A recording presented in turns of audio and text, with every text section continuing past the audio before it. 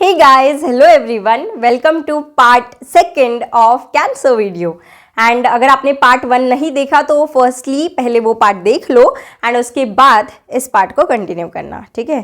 देखो मेरी लैंग्वेज देख रहे हो, फर्स्टली पहले वो पार्ट देख लो ठीक है, दोनों में से एक ही अज्यूम करना कुछ भी, चलो। सो वो पार्ट देख लेना एंड उसके बाद हम इस पार्ट के ऊपर मतलब आप कंटिन्यू कर सकते हो।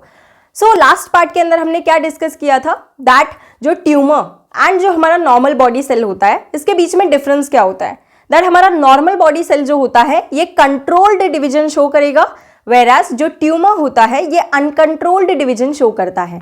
Normal body cell regulated cell division show करता है, वेराज जो ट्यूमर सेल होता है ये अनरेगुलेटेड डिवीजन शो करता है। अनरेगुलेटेड किस सेंस में बोला था, बिकॉज ये सेल साइकिल के चेक पॉइंट्स को फॉलो नहीं कर रहे थे इसीलिए।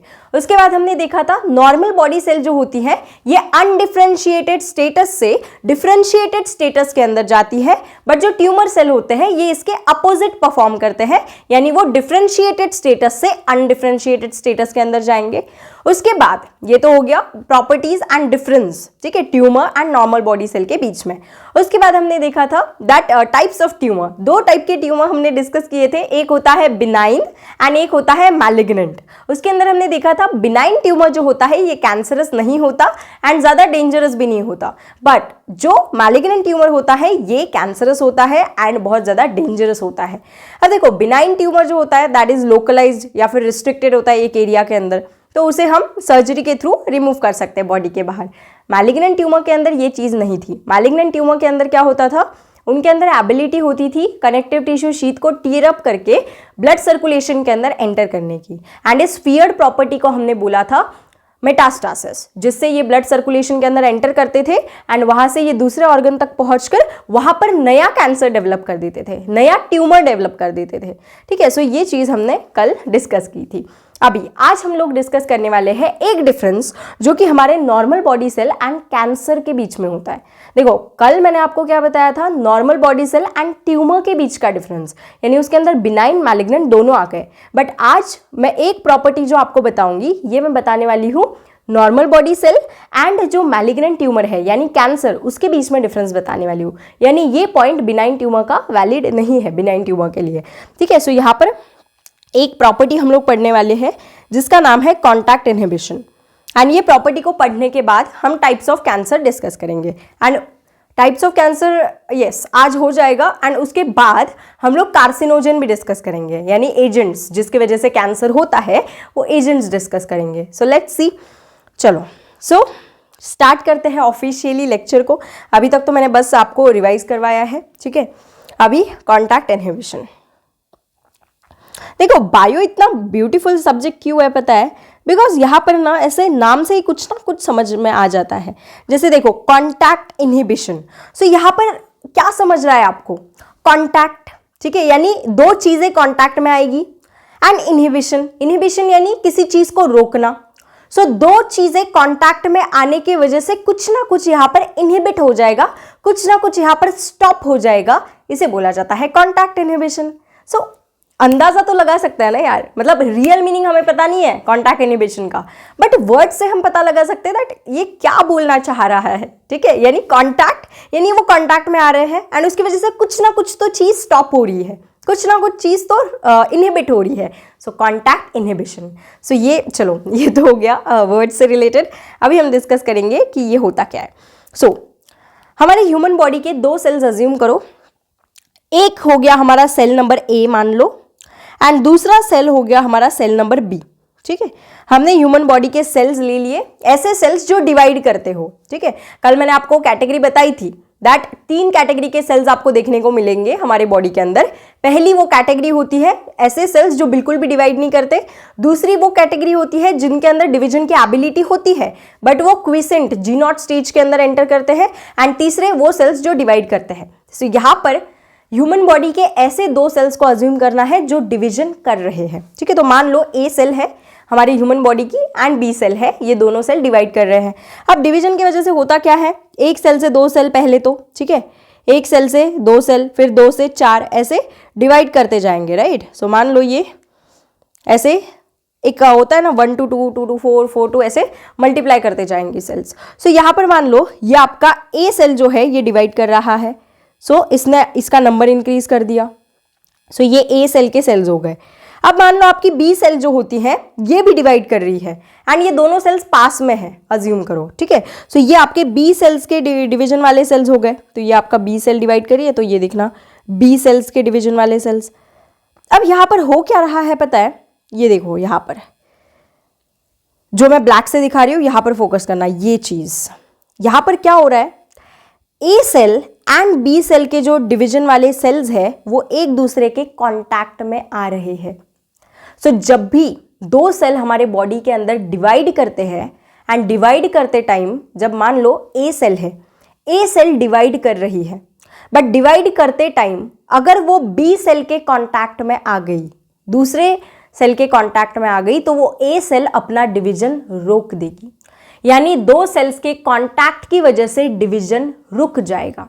इसे ही बोला जाता है कांटेक्ट इनहिबिशन। तो यहां पर क्या हो रहा है, देखो अभी यहां पर ये कांटेक्ट में आ गए, इसका मतलब अभी ए डिवीजन अपना रोक देगा, ठीक है। सिमिलरली हम बी से भी देख सकते हैं दैट बी सेल हमारी डिवाइड कर रही है बट वो ए सेल के कांटेक्ट में आ गई, तो वो बी सेल अपना डिवीजन रोक देगी, अपना डिवीजन इनहिबिट कर देगी। ए सेल से कंसीडर करें तो ए सेल डिवाइड कर रही थी, डिवाइड करते टाइम वो बी सेल के कांटेक्ट में आ गई, तो ए सेल अभी कांटेक्ट में आने के बाद डिवीजन को रोक देगी, स्टॉप कर देगी, अभी डिवाइड नहीं करेगी। इसे ही बोला जाता है स्टूडेंट्स कांटेक्ट इनहिबिशन। यानी जब सेल कोई डिवाइड करता है एंड जब वो दूसरे बॉडी सेल के कांटेक्ट में आता है तो वो अपना डिवीजन स्टॉप कर देता है, ठीक है। ये हमारी प्रॉपर्टी होती है नॉर्मल बॉडी सेल की। ये जो प्रॉपर्टी होती है ये किसकी होती है, नॉर्मल बॉडी सेल की। अब क्या होता है पता है, जो आपके कैंसर के जो सेल्स होते हैं, ठीक है, ये कैंसर के सेल इस प्रॉपर्टी को फॉलो नहीं करते। यानी कैंसर के सेल्स जब डिवाइड करते हैं एंड वो जब हमारे नॉर्मल बॉडी सेल के कांटेक्ट में भी आते हैं तो वो अपना डिवीजन स्टॉप नहीं करते। इसका मतलब cancer cells do not follow the property of contact inhibition. मैं फिर से बता रही हूं कांटेक्ट इनहिबिशन होता क्या है। मान लो इजी वर्ड्स में, ये आपकी ए सेल है, ठीक है, ये आपकी ए सेल है ह्यूमन बॉडी की, ये ए सेल डिवाइड कर रही है। सो मान लो ये डिवाइड कर रही है एंड यहां पर कहीं दूर यहां पर बी सेल है मान लो, ठीक है, तो ये आपकी हो गई बी सेल। तो ये क्या हो रहा है, ए सेल डिवाइड करते करते इसका नंबर इतना बढ़ गया दैट इसके जो ए सेल्स के जो सेल्स है डिवीजन वाले ये बी के कांटेक्ट में आ गए। सो जब भी ये ए सेल्स के डिवाइडिंग वाले सेल्स बी के कांटेक्ट में आएंगे तब ये ए सेल डिवीजन को स्टॉप कर देगा। इसे ही बोला जाता है कांटेक्ट इनहिबिशन, ठीक है। सो कांटेक्ट इनहिबिशन की डेफिनेशन में यहां पर लिख रही हूं that when a body cell divides, when a body cell divides and it comes in contact with, when a body cell divides and it comes in contact with another body cell,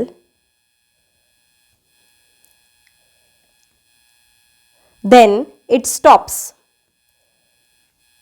stops division। इसी को ही बोला जाता है contact inhibition.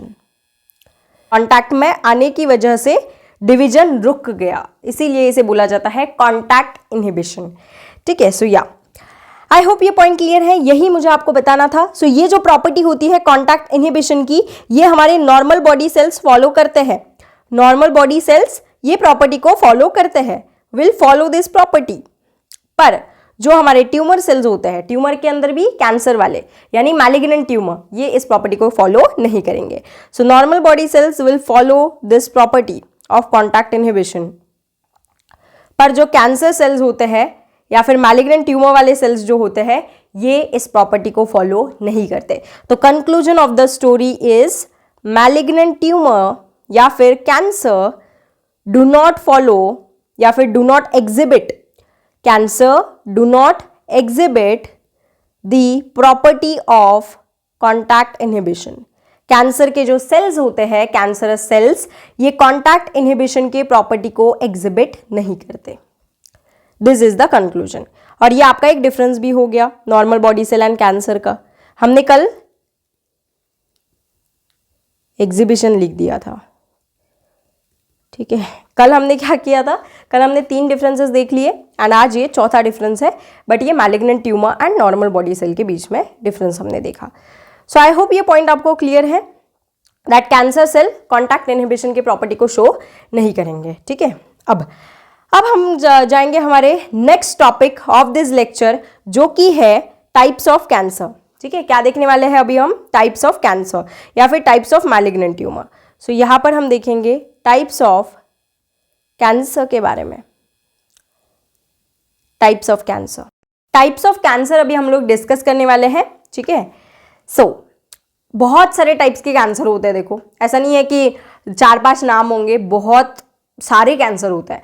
तो हम क्या करेंगे, इतने सारे जो कैंसर्स होंगे ना, उनको हम ब्रॉडली 3 ग्रुप्स के अंदर डिस्ट्रीब्यूट कर देंगे। ठीक है, तो टाइप्स ऑफ कैंसर अभी हम डिस्कस करने वाले हैं एंड हम इससे पहले तो क्लासिफाई करेंगे ब्रॉड ग्रुप्स के अंदर। तो क्लासिफिकेशन का बेसिस क्या है यहां पर, so we will classify the cancer on the basis of the tissue affected. ठीक है, हम लोग अभी कैंसर के टाइप्स देखने वाले हैं ऑन द बेसिस ऑफ कौन सा टिश्यू हमारे बॉडी का अफेक्ट होता है। So type of cancer discuss करेंगे, बट उसके पहले बताना तो जरूरी है ना दैट कौन सा बेसिस हम ले रहे हैं। सो बेसिस क्या है यहाँ पर, दैट किस टिश्यू के अंदर, किस बॉडी टिश्यू के अंदर कैंसर ओरिजिनेट करेगा, वहां पर डेवलप करेगा एंड हमारे टिश्यू को डैमेज कर देगा, हमारे टिश्यू को अफेक्ट कर देगा। सो उसके बेसिस के ऊपर दैट वो कौन से टिश्यू को हार्म करेगा, on that basis we are classifying the cancer. ठीक है, सो आई होप ये क्लियर है एंड आपको टिश्यू का नॉलेज तो होना चाहिए। ठीक है, you are not small now. ठीक है, you are not kid now. ठीक है, सो स्मॉल क्या होता है, चलो you are not a kid now. So आपको ये तो पता होना चाहिए दैट एनिमल्स के अंदर 4 बेसिक टाइप के टिश्यूज होते हैं, epithelial, connective, muscular and neural. So I hope ये इसका नॉलेज आपको है। सो ये जो टिश्यू होते हैं, ये टिश्यू के बेसिस के ऊपर ही दैट कौन सा टिश्यू अफेक्ट होगा, इसके बेसिस के ऊपर हम कैंसर को टाइप मतलब कैंसर को डिस्ट्रीब्यूट कर रहे हैं अलग अलग टाइप्स के अंदर। सो सबसे पहला जो होता है दैट इज कार्सिनोमा। दूसरे टाइप का कैंसर जो होता है दैट इज ब्लड कैंसर।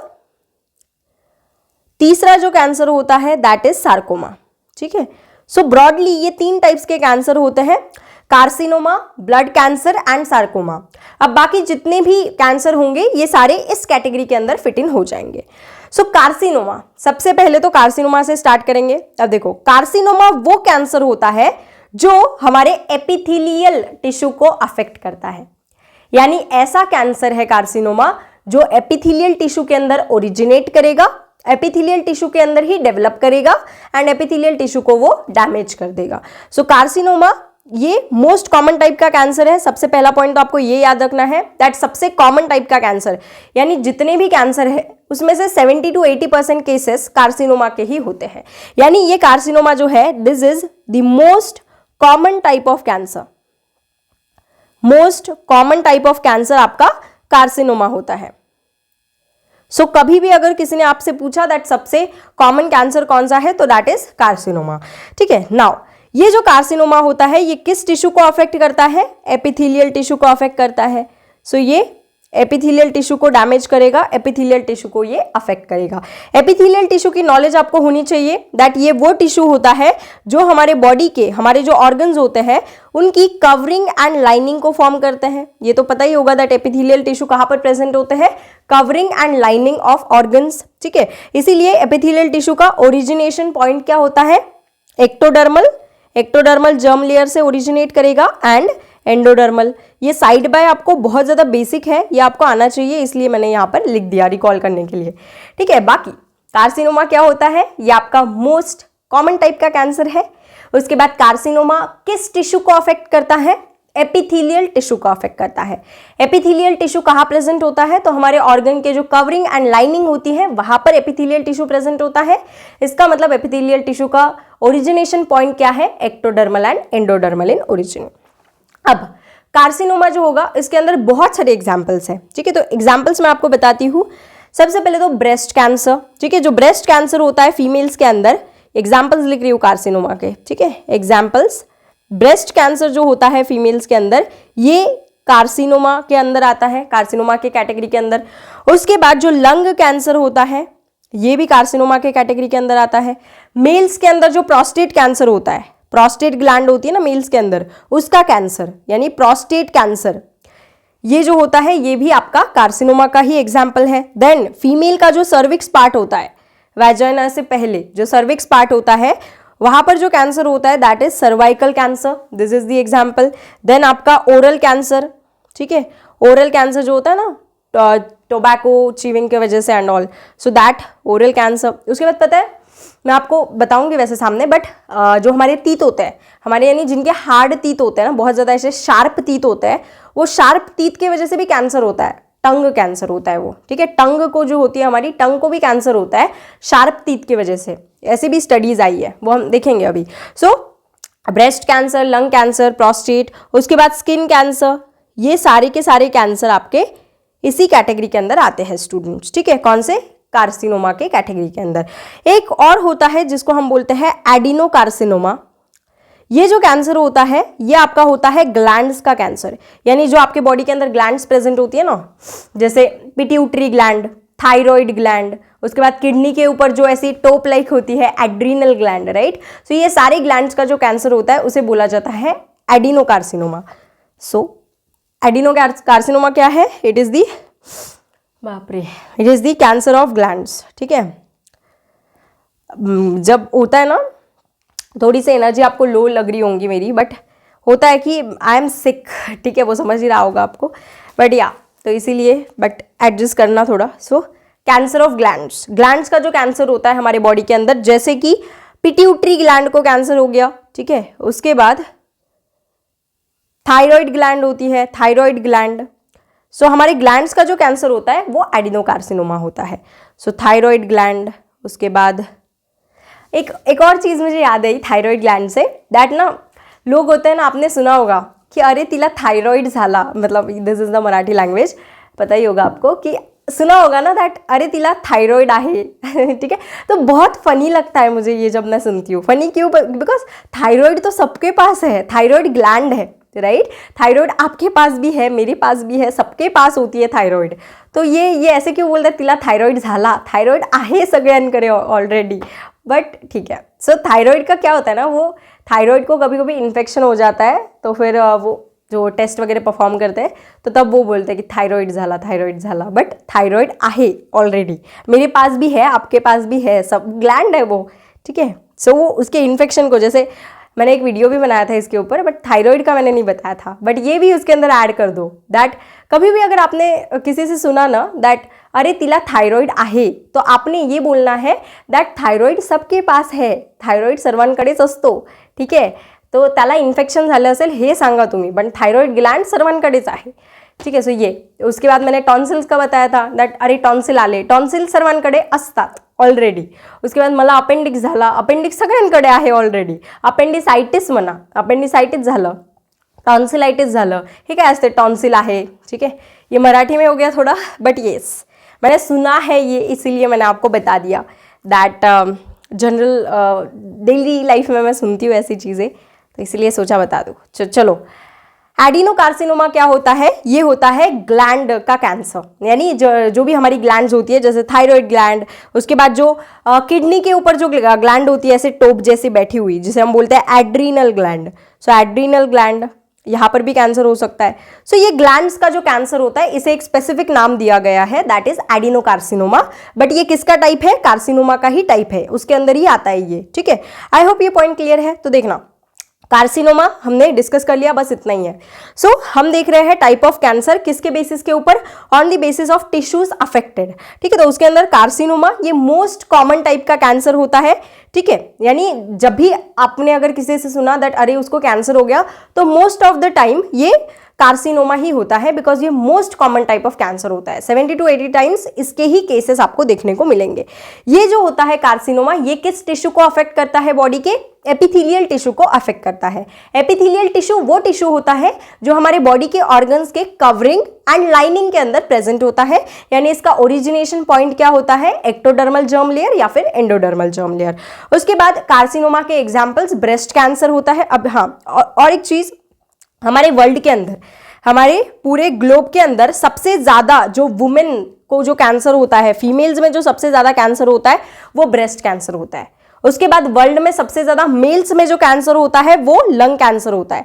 ये वर्ल्ड का डेटा मैं आपको बता रही हूं दैट वर्ल्ड के अंदर सबसे ज्यादा लोग जो होते हैं वो मेल्स के अंदर लंग कैंसर से सफर करते हैं लोग, एंड फीमेल्स के अंदर ब्रेस्ट कैंसर होता है। ठीक है, उसके बाद अगर मैं बात करूं इंडिया की, तो इंडिया के अंदर जो मेल्स होते हैं उनके अंदर सबसे ज्यादा कॉमन प्रोस्टेट कैंसर है एंड सर्वाइकल कैंसर है फीमेल के अंदर। तो ये इंडिया की बात हो गई। तो इंडिया के अंदर मेल्स के अंदर सबसे ज्यादा प्रोस्टेट कैंसर देखने को मिलेगा एंड फीमेल के अंदर आपको सर्वाइकल कैंसर देखने को मिलेगा। एंड वर्ल्ड के पॉपुलेशन के अकॉर्डिंग सबसे ज्यादा कैंसर जो होता है मेल्स में that is the lung cancer and females के अंदर ब्रेस्ट कैंसर।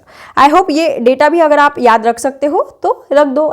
आई होप आपको ये सब याद रहेगा। ठीक है, तो कार्सिनोमा सबसे कॉमन टाइप का कैंसर है, एपिथेलियल टिश्यू को अफेक्ट करेगा, उसके एग्जाम्पल्स मैंने लिख दिए एंड सबसे कॉमन टाइप का यही होगा। ठीक है, उसके बाद एडिनोकार्सिनोमा, ये भी कार्सिनोमा का पार्ट होता है जो कि ग्लैंड्स को अफेक्ट करता है, जैसे pituitary gland, thyroid gland, adrenal gland, इसे ये अफेक्ट करेगा।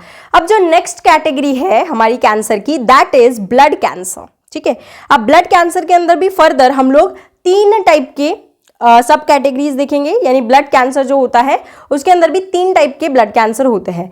सबसे पहला होता है ल्यूकेमिया। ठीक है, ल्यूकेमिया। अब ये क्या होता है पता है, देखो जब भी आप कभी ब्लड टेस्ट करने गए होगे ऑब्वियसली, सो ये जो वीडियो देख रहे हो आपकी एज 15+ ही होगी, सो कभी ना कभी तो आप ब्लड टेस्ट करने गए हो। ठीक है, तो जब आप CBC कंप्लीट ब्लड टेस्ट आप करवाते हो उस टाइम पे रिपोर्ट्स के अंदर हमारे सारे के सारे ब्लड सेल्स का काउंट होता है, नॉर्मल काउंट और अफेक्टेड है, यानी हमारा कितना है एंड नॉर्मल बॉडी काउंट कितना होना चाहिए, ऐसी रेंज होती है। ठीक है, तो उसके अंदर आपको ये चीज़ याद रखनी है दैट ल्यूकेमिया क्या होता है। ल्यूकेमिया के अंदर जो WBC होते हैं, WBC की नॉर्मल रेंज होती है 6000 से 8000 या फिर 10,000 के ऊपर, 10,000 मैक्स हो गया। ठीक है, 10,000 के ऊपर अगर WBC वाइट ब्लड सेल का काउंट अगर जाए तो इन्फेक्शन हो जाता है। सिमिलरली अगर 6000 के नीचे भी आ जाए काउंट तो इन्फेक्शन हो जाता है हमारे बॉडी के अंदर।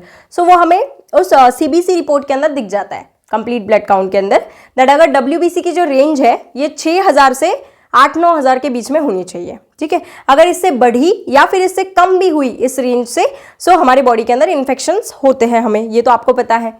सो अभी ल्यूकेमिया जो होता है ना, ये कैंसर को पहचानना बहुत ज़्यादा ईजी है। क्यों इजी है? बिकॉज जब हम CBC रिपोर्ट देखते हैं अगर उसके अंदर आपके WBC का नंबर 1 लाख के अंदर चला गया, मान लो लैक्स के अंदर, तो आपको 110% ल्यूकेमिया है। क्यों? बिकॉज WBC का नंबर थाउजेंड्स में रेंज करता है, 6000 से 9000 के बीच में। अब इससे ज़्यादा कितना ही जाएगा, लाइक 10,000, 20,000, 30,000। ठीक है, बट ये लैक्स में चला गया नंबर। सो इतना ज़्यादा नंबर अगर है WBC का तो ये ल्यूकेमिया ब्लड कैंसर को कॉज करेगा। यानी WBC का जो काउंट होता है, WBC यानी वाइट ब्लड सेल या फिर वाइट ब्लड कॉर्पस्कल, इसका काउंट लैक्स में चला जाता है ल्यूकेमिया के अंदर।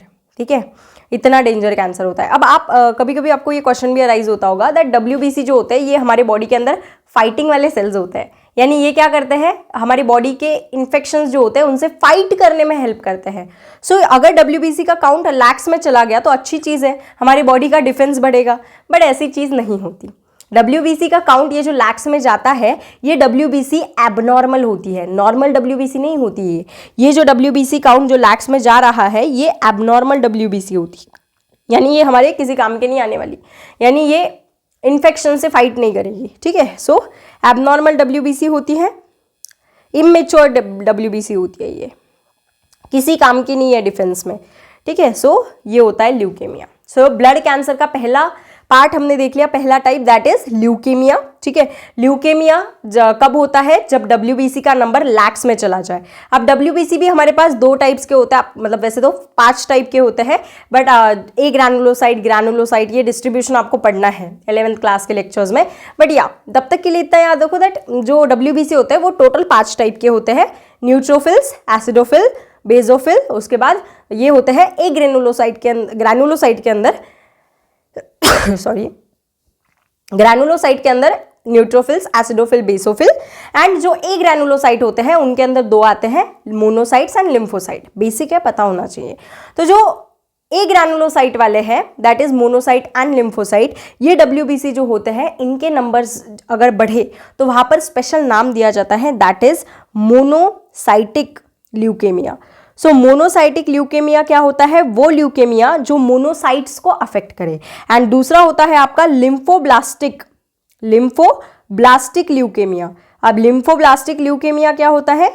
जो आपके लिम्फोसाइट्स को अफेक्ट करे, बी लिम्फोसाइट, टी लिम्फोसाइट होते हैं ना, उन्हें अगर अफेक्ट करे तो वो लिम्फोब्लास्टिक ल्यूकेमिया होगा। तो बेस्ड ऑन कौन सा WBC अफेक्ट हो रहा है, किसके नंबर्स इंक्रीज हो रहे हैं, उसके बेसिस के ऊपर दो टाइप्स के फर्दर ल्यूकेमिया होते हैं। अगर मोनोसाइट अफेक्ट हो रही है तो मोनोसाइटिक ल्यूकेमिया, एंड अगर आपके लिम्फोसाइट अफेक्ट हो रहे हैं तो लिम्फोब्लास्टिक ल्यूकेमिया। आई होप एक चीज क्लियर है। अब ब्लड कैंसर के अंदर ही दूसरी कैटेगरी जो होती है दैट इज लिम्फोमा। अब देखो, एक हमारा हो गया ल्यूकेमिया, अब है लिम्फोमा। अब लिम्फोमा ये जो कैंसर होता है ना, ये होता है इम्यून सिस्टम का कैंसर। लिम्फोमा क्या होता है? इम्यून सिस्टम का कैंसर। अब आपको पता ही है, जैसे हमारे बॉडी के अंदर अलग अलग टास्क को परफॉर्म करने के लिए अलग अलग सिस्टम्स होती है। जैसे डाइजेशन का फंक्शन अगर अचीव करना है तो डाइजेस्टिव सिस्टम, रिप्रोडक्शन का अचीव करना है रिप्रोडक्टिव, सिमिलरली अगर ये ब्रीदिंग रेस्पिरेशन का अचीव करना है तो आपकी पल्मोनरी सिस्टम होती है, ठीक है। तो ऐसे यानी रेस्पिरेटरी सिस्टम। तो अलग अलग सिस्टम्स आपके बॉडी के अंदर होते हैं अलग अलग टास्क को परफॉर्म करने के लिए। तो डिफेंस के लिए, फाइटिंग करने के लिए, बाहर के जो पैथोजेंस हमारे बॉडी के अंदर एंटर करते हैं, इनसे फाइट करने के लिए भी एक सिस्टम होती है, दैट इज इम्यून सिस्टम। सो ये जो लिम्फोमा कैंसर जो होता है ये आपके इम्यून सिस्टम को अफेक्ट करेगा। किसे अफेक्ट करेगा? ये इम्यून सिस्टम को। अब इम्यून सिस्टम के अंदर भी एक सिस्टम होती है जिसको हम बोलेंगे लिम्फैटिक सिस्टम। जैसे आपके ब्लड के अंदर ब्लड वेसल्स होते हैं, वैसे ही ये लिम्फैटिक सिस्टम के अंदर लिम्फ वेसल्स होते हैं। बस आपका ब्लड वेसल का काम क्या होता है? दैट ब्लड को ट्रांसपोर्ट करवाना, ठीक है। बट ये जो इम्यून सिस्टम का जो लिम्फैटिक सिस्टम वाला पार्ट है, उसके अंदर जो लिम्फ वेसल्स होती है, इनका फंक्शन इम्यूनिटी से एसोसिएटेड होता है, ठीक है। सो यहाँ पर इम्यून सिस्टम के अंदर जो आपकी लिम्फैटिक सिस्टम होती है, वहां पर अगर कैंसर हो तो उसे लिम्फोमा बोला जाता है। सो लिम्फोमा ये किसे अफेक्ट करेगा? हमारी लिम्फैटिक सिस्टम को अफेक्ट करेगा। So affects lymphatic system, and lymphatic system का काम क्या होता है? इम्यूनिटी प्रोवाइड करना, ठीक है, फाइटिंग करना। सो लिम्फैटिक सिस्टम के अंदर फिर लिम्फैटिक वेसल्स होती हैं, लिम्फैटिक टिश्यूज होते हैं, उसके बाद लिम्फैटिक नोड्स होते हैं, ये सारी चीज़ें वहाँ पर होगी। आई होप ये चीज़ क्लियर है। एंड इम्यून सिस्टम को अफेक्ट करेगा, यानी इसके अंदर स्प्लीन वगैरह भी, वो पार्ट्स भी होंगे। नाउ नेक्स्ट टाइप का जो कैंसर हमारे पास है, पेन हाँ, तीसरे टाइप का जो ब्लड कैंसर है, आई होप ये दो तो आपको क्लियर हो गए, दैट पहला है ल्यूकेमिया, दूसरा है आपका लिम्फोमा। ल्यूकेमिया जो होता है ये मोनोसाइटिक एंड लिम्फोब्लास्टिक दो टाइप्स का होगा फर्दर, एंड लिम्फोमा जो होता है ये आपका इम्यून सिस्टम को अफेक्ट करता है, ठीक है, लिम्फैटिक सिस्टम को अफेक्ट करता है। अब तीसरे टाइप का कैंसर होता है आपका माइलोमा। अब ये जो माइलोमा होता है ये भी आपके इम्यून सेल्स से एसोसिएटेड होता है। माइलोमा ये वो कैंसर होता है जो हमारे प्लाज्मा सेल्स को अफेक्ट करता है, यानी प्लाज्मा सेल्स के अंदर ही डेवलप करेगा एंड प्लाज्मा सेल्स को अफेक्ट करेगा। अब प्लाज्मा सेल्स होते क्या है? तो प्लाज्मा सेल्स होते हैं एक्टिवेटेड बी लिम्फोसाइट्स। अब ये पोर्शन जिनको बेसिक्स नहीं आते WBC के, उनके लिए बहुत टफ हो रहा होगा, बट अभी क्या कर सकते हैं, मैं एक सेपरेट वीडियो भी बनाऊंगी WBC के क्लासिफिकेशन के लिए, बट टिल देन आपको इतना तो याद रखना होगा, ठीक है। सो माइलोमा जो होता है, ये माइलोमा ये ऐसा कैंसर होता है जो आपके प्लाज्मा सेल्स को अफेक्ट करेगा। प्लाज्मा सेल्स ये भी आपके इम्यून सिस्टम के ही पार्ट होते हैं। सो माइलोमा ये किसका कैंसर होता है? Affects plasma cell. तब तक के लिए आप इतना याद रखो दैट प्लाज्मा सेल्स जो होते हैं ये वो सेल्स होते हैं जो हमारे बॉडी के अंदर एंटीबॉडीज को प्रोड्यूस करेंगे। अब एंटीबॉडीज तो आपको पता ही है, जो एंटीजेंस के साथ जो फाइट करते हैं हमारे बॉडी के अंदर, वो होती है एंटीबॉडीज। सो ये जो प्लाज्मा सेल्स होते हैं ये एंटीबॉडी प्रोड्यूसिंग सेल्स होते हैं, यानी हमारे बॉडी के अंदर जो एंटीबॉडीज जो आती है हमारे ब्लड के अंदर, ये एंटीबॉडीज कहाँ से आएगी? ये एंटीबॉडी आपकी प्लाज्मा सेल से आएंगी। सो एंटीबॉडी प्रोड्यूसिंग सेल्स। सो ये जो कैंसर होता है माइलोमा, ये आपका प्लाज्मा सेल यानी एंटीबॉडी प्रोड्यूसिंग सेल से अफेक्टेड होता है। एंड जिन्हें एक्टिवेटेड बी लिम्फोसाइट का यानी इफेक्टर बी लिम्फोसाइट का कॉन्सेप्ट पता है, उन्हें तो क्लियरली पता चल गया होगा मैं क्या बोल रही हूँ, ठीक है।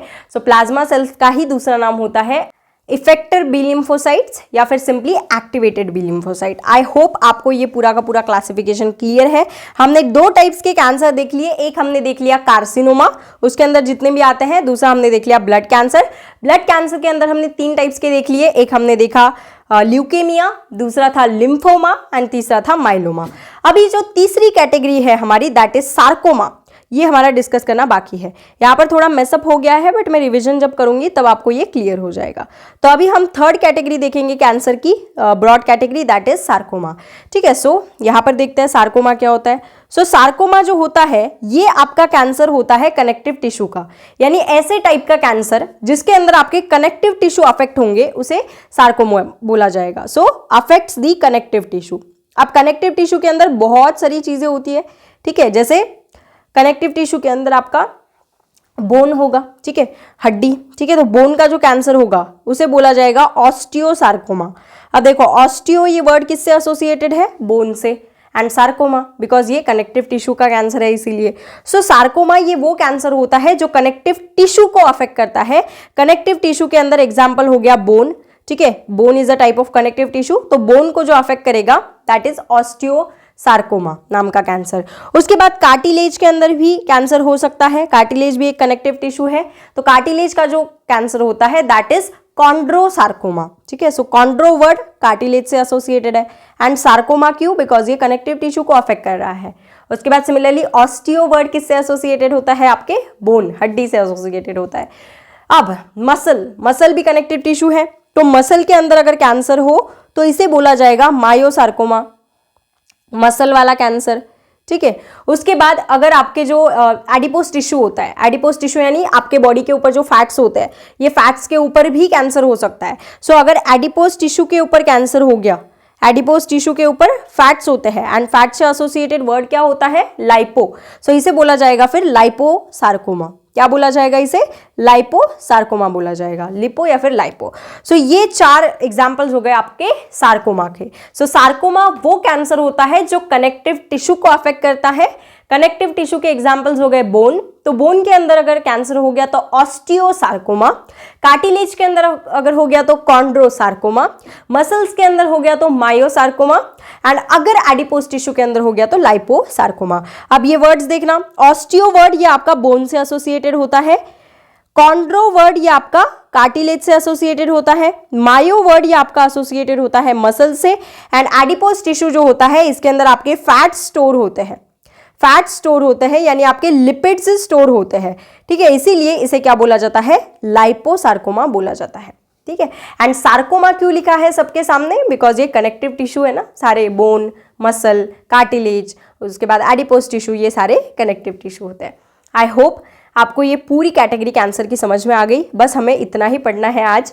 ठीक है, कार्सिनोजेंस हम कल के वीडियो के अंदर डिस्कस कर लेंगे, बिकॉज सच बोलूँ तो I am not feeling well today बिल्कुल भी। सो मैं एक बार जितना भी मैंने पढ़ाया है ये रिवाइज करवा देती हूँ आपको एंड देन हम नेक्स्ट वीडियो के अंदर कार्सिनोजेंस देख लेंगे, यानी कार्सिनोजेन यानी कैंसर कॉजिंग सब्सटेंसेस। उसके बाद कैंसर की ट्रीटमेंट हम देखेंगे एंड कैंसर को कैसे पहचानना है, दैट कैंसर है या नहीं हमारे बॉडी के अंदर, यानी कैंसर की डायग्नोसिस कैसे करनी है। ये 3 चीज़ें हम कल के वीडियो में पढ़ेंगे। क्या क्या पढ़ने वाले हैं, सबसे पहले तो कैंसर कॉजिंग सब्सटेंसेस, कैंसर को कौन कॉज करता है। उसके बाद कैंसर जब हमारे बॉडी के अंदर होता है तो वो डायग्नोज कैसे करना है, चेक कैसे करना है, और उसके बाद कैंसर के ऊपर ट्रीटमेंट्स क्या क्या होती है, ये हम कल की वीडियो के अंदर डिस्कस कर लेंगे। बिफोर दैट मैं एक बार पूरा लेक्चर आपको रिवाइज करवाती हूँ। ठीक है, तो देखना, हमने स्टार्ट किया था कॉन्टैक्ट इनहिबिशन से। कॉन्टैक्ट इनहिबिशन क्या होता है, जब आपका एक बॉडी सेल डिवाइड करता है तब वो डिवाइड करते टाइम अगर दूसरे बॉडी सेल के कांटेक्ट में आ गया तो ये ए सेल, मान लो ये ए सेल आपका डिवाइड कर रहा है एंड ये डिवाइड करते टाइम इसके सेल्स बी यानी दूसरे बॉडी सेल के कांटेक्ट में आ गए तो ये ए वाला अपना सेल डिवीजन स्टॉप कर देगा। इसे ही बोला जाता है कॉन्टैक्ट इनहिबिशन, यानी कॉन्टैक्ट में आने की वजह से सेल डिवीजन को रोक देना, दिस इज कॉन्टैक्ट इनहिबिशन। ये प्रॉपर्टी जो होती है कॉन्टैक्ट इनहिबिशन की, ये प्रॉपर्टी आपके कौन शो करते हैं? Normal sales. बट जो कैंसरस सेल्स होते हैं, मैलिग्नेंट ट्यूमर के जो सेल्स होते हैं, ये सेल्स इस प्रॉपर्टी को एग्जिबिट नहीं करते, ये प्रॉपर्टी को वो शो नहीं करते। No matter normal body cell भी कॉन्टैक्ट में अगर आ गया, ये धक्का मार के वो कैंसर सेल डेवलप हो जाएगा, वहां पर ग्रो करेगा, डिवाइड करेगा, ठीक है, बट वो डिवीजन स्टॉप नहीं करेगा, ठीक है। सो जो कैंसर सेल्स होते हैं they do not exhibit the property of contact inhibition. उसके बाद हमने टाइप्स ऑफ कैंसर देखे ऑन द बेसिस ऑफ किस टिश्यू के अंदर वो कैंसर डेवलप होता है एंड किस टिश्यू को वो डैमेज करता है। सो सबसे पहला कैंसर हमारे पास था कार्सिनोमा। कार्सिनोमा ये मोस्ट कॉमन टाइप का कैंसर होता है, यानी जब भी अगर किसी को कैंसर हुआ है एंड अगर कोई आके आपको बोल रहा है तो मेजोरिटी ऑफ केसेस के अंदर प्रोबेबिलिटी है कि यही कैंसर होगा, कार्सिनोमा, बिकॉज ये सबसे कॉमन कैंसर होता है, 70 to 80% टाइम यही कैंसर होता है। अब कार्सिनोमा जो होता है, ये कैंसर आपका डेवलप होता है एंड डैमेज करता है एपिथेलियल टिश्यू को। एपिथेलियल टिश्यू वो टिश्यू होता है जो आपके बॉडी के अंदर जो ऑर्गन्स होते हैं उसकी कवरिंग एंड लाइनिंग को फॉर्म करने वाला टिश्यू, ये एपिथेलियल टिश्यू होता है। सो इस टिश्यू को अफेक्ट करेगा कार्सिनोमा नाम का कैंसर। एंड जो आपका एपिथेलियल टिश्यू होता है ये एक्टोडर्मल एंड एंडोडर्मल होता है ओरिजिन के अंदर। अगर मैं कार्सिनोमा के एग्जांपल्स की बात करूं तो ब्रेस्ट कैंसर जो कि सबसे कॉमन कैंसर है फीमेल्स के अंदर वर्ल्ड वाइड, उसके बाद लंग कैंसर जो सबसे कॉमन कैंसर है मेल्स के अंदर वर्ल्ड वाइड, उसके बाद प्रोस्टेट कैंसर जो कि सबसे कॉमन है in the mails of India, ठीक है, इंडिया के अंदर जितने पुरुष रहते हैं उनके अंदर सबसे ज्यादा प्रोस्टेट कैंसर देखने को मिलता है एंड जितनी भी महिलाएं हैं उनके अंदर सर्वाइकल कैंसर देखने को मिलता है, ठीक है। उसके बाद ओरल कैंसर, स्किन कैंसर, ये भी आपके कार्सिनोमा के ही टाइप्स है। सो ये जो सारे एग्जाम्पल्स है ये आपके कार्सिनोमा के कैटेगरी के अंदर आते हैं। उसके बाद एडिनोकार्सिनोमा जो होता है, एडिनोकार्सिनोमा आपका वो कैंसर होता है जो ग्लैंड्स के अंदर डेवलप होता है एंड ग्लैंड्स को अफेक्ट करता है, जैसे pituitary gland, thyroid gland, adrenal gland, ये जितनी भी ग्लैंड्स होती है हमारे बॉडी के अंदर, इन ग्लैंड्स को अफेक्ट करने वाला कैंसर जो होता है दैट इज एडिनोकार्सिनोमा। उसके बाद दूसरे टाइप का कैंसर जो है दैट इज ब्लड कैंसर। ये हो गया हमारा कार्सिनोमा। अभी ब्लड कैंसर, ब्लड कैंसर के अंदर भी फर्दर 3 टाइप के कैंसर है। पहला है ल्यूकेमिया। ल्यूकेमिया के अंदर जो व्हाइट ब्लड सेल्स है उनका काउंट लैक्स के अंदर चला जाता है। नॉर्मली व्हाइट ब्लड सेल का काउंट होता है 6000 से 9000 के बीच में, नॉर्मल रेंज। बट ये जो नंबर होता है, जिसको भी ब्लड कैंसर ल्यूकेमिया है उसके बॉडी के अंदर, उसके ब्लड रिपोर्ट के अंदर जो WBC का काउंट है वो लैक्स में मिलेगा आपको, ठीक है। So this is the leukaemia. Leukaemia आपका फर्दर 2 टाइप का होता है ऑन द बेसिस ऑफ कौन सी WBC अफेक्ट हो रही है, मोनोसिटिक अगर मोनोसाइट अफेक्ट होते हैं तो, एंड लिम्फोब्लास्टिक अगर लिम्फोसाइट्स अफेक्ट होते हैं तो। उसके बाद लिम्फोमा, ये दूसरे टाइप का ब्लड कैंसर होता है। लिम्फोमा जो होता है ये आपके लिम्फेटिक सिस्टम को अफेक्ट करेगा, यानी इम्यून सिस्टम को अफेक्ट करेगा। लिम्फेटिक सिस्टम के अंदर लिम्फेटिक वेसल्स होते हैं, उसके बाद लिम्फ नोड्स होते हैं एंड लिम्फेटिक टिश्यू होता है। उसके बाद स्प्लीन यहाँ पर आपको देखने को मिलेगा, इम्यून सिस्टम का पार्ट, ठीक है। सो यस, उसके बाद नेक्स्ट होता है माइलोमा। ये 3rd टाइप का ब्लड कैंसर होता है। माइलोमा जो होता है ये आपके बॉडी के जो WBC, कौन सा वाला, B lymphocyte, effector B lymphocyte जिसे बोला जाता है प्लाज्मा सेल्स, जो कि आपके बॉडी के अंदर एंटीबॉडीज को प्रोड्यूस करते हैं, इन सेल्स को ये माइलोमा अफेक्ट करेगा। सो माइलोमा ये प्लाज्मा सेल्स का कैंसर होता है। प्लाज्मा सेल वो सेल्स होते हैं जो आपके बॉडी के अंदर एंटीबॉडीज को प्रोड्यूस करेंगे। उसके बाद तीसरे टाइप का ब्रॉड कैटेगरी जो है, तीसरे टाइप का cancer that is sarcoma. Sarcoma जो होता है ये आपका कनेक्टिव टिश्यू को अफेक्ट करता है। सार्कोमा का एग्जाम्पल है बोन के अंदर होने वाला osteo sarcoma, osteo word bone से एसोसिएटेड है। कार्टिलेज के अंदर होने वाला कॉन्ड्रोसार्कोमा। उसके बाद मसल के अंदर होने वाला मायोसार्कोमा एंड एडिपोज टिश्यू के अंदर अगर कैंसर हो गया तो उसे बोलेंगे लाइपोसार्कोमा। आई होप आपको आज का लेक्चर क्लियर है। नेक्स्ट लेक्चर के अंदर हम लोग डिटेक्शन, डायग्नोसिस एंड कार्सिनोजेंस जो है उसको पढ़ेंगे। Till then keep studying, keep hustling and take care सबको, बिकॉज अभी बहुत ज़्यादा वायरल इन्फेक्शन शुरू है। So health is wealth, because genuinely हम काम पे फोकस नहीं कर सकते, ठीक है। जो हेल्थ चैप्टर है क्लास 12 के NCERT में, वहाँ पर क्लियरली लिखा है that health is directly proportional, directly related to economic prosperity, and ये चीज़ सच है, ठीक है। अगर आपकी हेल्थ अच्छी नहीं है तो आप अच्छे से काम नहीं कर पाओगे, अच्छे से काम नहीं कर पाओगे तो आप इकोनॉमी नहीं ला पाओगे आपके घर के अंदर, ठीक है। सो ये सच है। सो प्लीज़ आप अपनी हेल्थ के ऊपर भी फोकस करना, उसको कॉम्प्रोमाइज़ बिल्कुल मत करना। And yes, that's it for the day. And बस इसे पूरा रिवाइज करना एंड देन हम नेक्स्ट क्लास के अंदर कंटिन्यू करेंगे टॉपिक को। ठीक है, thank you so much for watching, keep studying, keep hustling.